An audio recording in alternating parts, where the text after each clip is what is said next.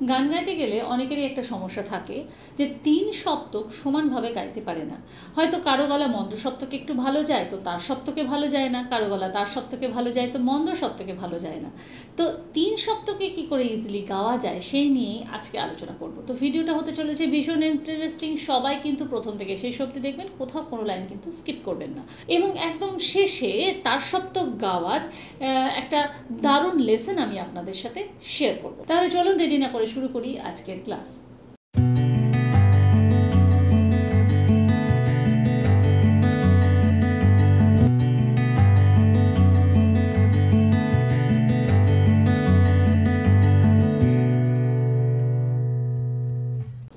নমস্কার, আমি বাবলি বিশ্বাস আর আপনাদের স্বাগত আমার চ্যানেলে। ক্লাস শুরু করার আগে বলি, যারা আমার অনলাইন রিহার্সেশন ক্লাসে যুক্ত হতে চান তারা স্ক্রিনে দেওয়া নম্বরে হোয়াটসঅ্যাপ SMS করে নিজেদের নাম, বয়স এবং স্কেল জানিয়ে আপনারা ক্লাসে যুক্ত হতে পারেন। 2 রকমের ক্লাস চলে, এক হচ্ছে রিহার্সেশন ক্লাস যেটা ভয়েস ট্রেনিংয়ের উপর, এবং আধুনিক গানের ক্লাস।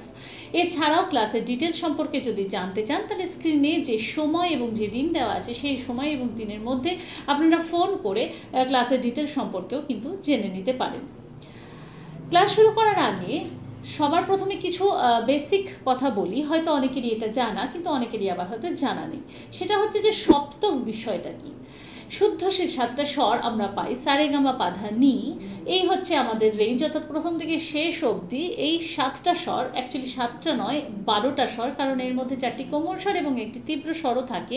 তাই 12টা স্বর নিয়ে হয় একটি সপ্তক, এবং এই সপ্তক আপনার রয়েছে মন্দ্রতেও, রয়েছে মধ্যতে এবং তার সপ্তক। আমরা যেটা চলতি কথায় বলি খাদের দিকে গাওয়া, সেখানেও সেম কিন্তু সানি ধাপা মাগা রে সা রয়েছে, এবং আমরা যেটা বলি চড়ার দিকে গাওয়া, সেখানেও কিন্তু সারে গামা পাধা নি সা রয়েছে।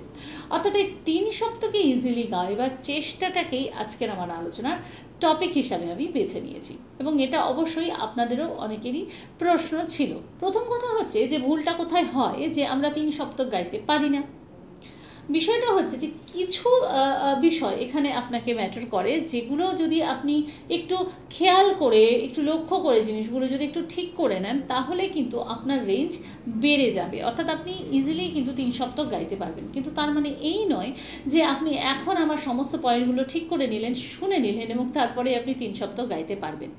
অ্যাকচুয়ালি 3 সপ্তকের গাওয়া বলতে বোঝায় খাদের দিকেও সা অব্দি গাওয়া, এবং তার সপ্তকের দিকেও কিন্তু সারে গামা পাধানি সা, অর্থাৎ মন্দ সপ্তক শেষ করে আবার সারে গামা পাধানি সা, তার সপ্তকের সা অব্দি গাওয়া, যেটা কিন্তু একদমই সহজ বিষয় নয়। এর জন্য দীর্ঘ অনুশীলন, দীর্ঘ অধ্যবসায়ের কিন্তু প্রয়োজন রয়েছে। কিন্তু কিছু দূর যাওয়া, অর্থাৎ মন্দ্রধর সপ্তকে সা নি ধা পা মা অ্যাটলিস্ট গা অব্দি যাওয়া, এবং তার সপ্তকে সা রে গা মা পা অন্তত ধাটাকে টাচ করা, এই রেঞ্জের মধ্যে যদি আপনি গাইতে পারেন তাহলে আপনার কিন্তু যথেষ্ট ভালো রেঞ্জ, এবং আপনি ইজিলি কিন্তু 3 সপ্তক গাইতে পারবেন।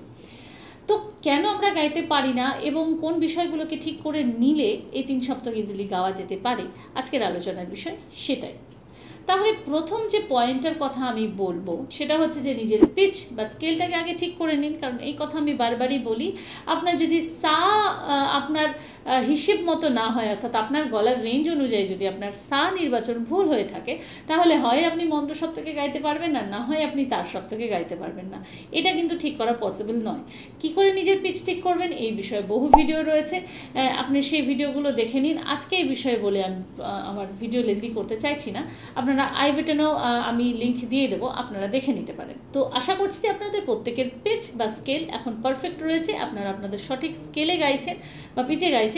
তো এরপর যেটা আপনাকে করতে হবে সেটা হচ্ছে যে আপনাকে ভয়েস থ্রোয়িংটা ঠিক করতে হবে, অর্থাৎ ভলিউমকে কন্ট্রোলের মধ্যে রেখে আপনাকে ভয়েসটাকে থ্রো করতে হবে। অর্থাৎ একটা ভয়েস হচ্ছে ভোকাল কর্ড দিয়ে গাওয়া, যেটা আমরা বলি সা রে গা মা, এই যে কর্কশ ভাব এভাবে গাওয়া, আর একটা হচ্ছে সা রে গা মা, যেটা খোলা গলায় গাওয়া, যে স্বরের বা যে কণ্ঠস্বরের মধ্যে রাউন্ড ভাবটা থাকবে এবং যেখানে ভোকাল কর্ডের ওপর কোনো রকম চাপ সৃষ্টি করা যাবে না, অর্থাৎ করা হয় না সেই ভলিউমটা থ্রো করতে গেলে।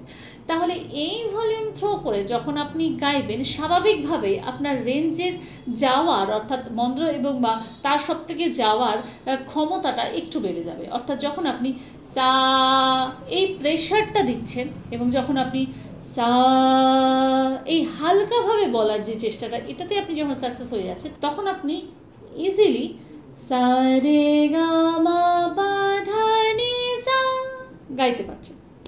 এবার বিষয়টা হচ্ছে যে যখন আপনি নিজের স্কেলটা ঠিক গাইছেন এবং ভলিউমও ঠিক আপনি থ্রো করছেন, তারপরে যে 3rd নম্বর পয়েন্টটা আসে সেটা হচ্ছে ভয়েস ব্যালেন্স করা। অর্থাৎ আমরা যেটা ভুল করে থাকি, অর্থাৎ সা রে গা মা পা ধা নি সা, অর্থাৎ পায়ের পর থেকে গলা খুলে দিই, অর্থাৎ পুরো ভলিউম থ্রো করে দিই, পুরো যা ক্ষমতা আছে সমস্ত কিছু আমরা আস্তে আস্তে আস্তে আস্তে আস্তে বাড়াতে থাকি। ফলে কি হয়, চিৎকারের একটা লিমিট থাকে এবং সেই লিমিট ক্রস করে যায়, যার ফলে তার সপ্তকে গিয়ে হয় চিৎকার হয়ে যায়, বা গলা ওঠে না, বা গলা একটু রেয়াজ করার পরই ব্যথা করে। তো সবার প্রথমে ভয়েসটাকে ব্যালেন্স করা শিখুন, যার জন্য অনেক লেসন আমার অনলাইন ক্লাসে দেওয়া আছে। তো আপনাদের জন্য আমি প্রাথমিকভাবে বলবো যে মধ্য সপ্তকের সা এবং তার সপ্তকের সা, সা সা রে রে গা গা, এই যে ব্যালেন্সটা, এটাকে আগে সবার প্রথমে নিয়ে আসুন। অর্থাৎ সা সা এই জিনিসটা যেন না হয়, সা সা এই ব্যালেন্সটা যেন থাকে, এটা আগে সবার প্রথমে নিয়ে আসুন। তাই ভয়েস ব্যালেন্স করাটা হচ্ছে সবার প্রথমে একটা জরুরি বিষয়। তাহলে আপনি আপনার পিচ পারফেক্ট করে ফেলেছেন, আপনি সঠিক ভয়েস থ্রোয়িং করছেন এবং আপনার মধ্যে ভয়েস ব্যালেন্সিংও রয়েছে। এরপরে দুটো জিনিস চাই আপনাকে, সেটা ঠিক করতে হবে। এক হচ্ছে মন্দ্র সপ্তকের সঠিক ভয়েস থ্রোয়িং এবং তার সপ্তকের সঠিক ভয়েস টেকনিক অ্যাপ্লাই করতে হবে। মন্দ্র সপ্তকের ভয়েস থ্রোয়িং কেমন হওয়া দরকার সে বিষয়ে আমার কিন্তু অনেক ভিডিও রয়েছে, তবু আমি শর্ট বলি যে ভোকাল কর্ডের উপর কোনো রকম প্রেশার না দিয়ে এয়ারটাকে প্রপারলি বের করে আপনাকে মন্দ্র সপ্তক গাইতে হবে। অর্থাৎ সা নি ধা, এই যে ধা এই সাউন্ডটা নাকি ধা এই আওয়াজটা নয়, ধা পা, ঠিক এইভাবে আপনাকে কিন্তু আস্তে আস্তে আস্তে নিচে যাওয়ার চেষ্টা করতে হবে। এবং সেক্ষেত্রে মন্দ্র সপ্তক যখন লেসন আপনি প্র্যাকটিস করবেন, একটা একটা নোট করে নিচে যাবেন। অর্থাৎ আপনার যদি রেঞ্জ হয় ধা, আপনি পা ট্রাই করবেন, যদি আপনার রেঞ্জ হয় পা, আপনি মা ট্রাই করবেন। একবারে একদিনেই একদম নিচ অব্দি যাব এবং সেটা বেসুরো হবে, গলা মিলবে না, তাকে জোর করে মেলানোর চেষ্টা করব, তাহলে তখন কিন্তু আপনি যে ভয়েস থ্রোয়িংটা আমি একটু আগে দেখালাম সেটা কিন্তু আসবে না। সুতরাং আপনার যে রেঞ্জ রয়েছে আপনাকে সেটার মধ্যে থাকতে হবে। সা নি ধা পা, এই হাওয়ার সাথে বলার অভ্যেসটা করতে হবে মন্ত্র সপ্তকে। এবং তার সপ্তকের টেকনিকের জন্য এটার উপরও আমার ভিডিও রয়েছে, তবু আমি বলে দিই, যখন আমরা আস্তে আস্তে ওপর দিকে যাব তখন ভলিউম আমরা বাড়াবো না, ভলিউম আমরা কন্ট্রোল করব এবং সা রে গা মা পা ধা নি সা আওয়াজটাকে সরু করে সুরের সাথে একেবারে মিলিয়ে দেব, মিশিয়ে দেব। সা রে গা মা পা ধা নি সা রে গা মা, যতই আমি ওপর দিকে যাব আস্তে আস্তে কিন্তু ভলিউম কমবে। এটা মানে পুরো উল্টোটাই হয়, যে ভলিউম পুরোটাই বেড়ে যায়। এবং আমি বলেছিলাম যে একদম শেষে আপনাদের সাথে তার সপ্তকের একটা লেসন শেয়ার করব। তো এখন এই প্র্যাকটিসটা আপনারা এরকমভাবে করতে পারেন, বিশেষ করে যাদের অসুবিধা রয়েছে তার সপ্তকে গলা যায় না, তারা যেটা করেন, যে ভুলটা করেন সেটা হচ্ছে সা রে গা মা পা ধা নি সা, আওয়াজ খুলে দেন। তো এটাকে পুরো উল্টোভাবে প্র্যাকটিস করুন। অর্থাৎ সা রে গা মা পা ধা নি সা, অর্থাৎ নিচের দিক থেকে আওয়াজ সব থেকে বাড়বে, তারপর আস্তে আস্তে আস্তে আস্তে কিন্তু আওয়াজটা কমবে। অর্থাৎ যে ভুলটা আপনারা করেন সেটাকে পুরো উল্টে দিন।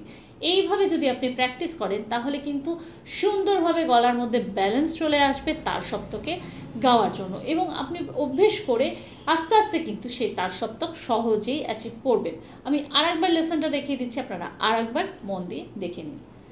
সা রে গা মা পা ধা নি সা, উল্টো সা নি ধা পা মা গা রে সা।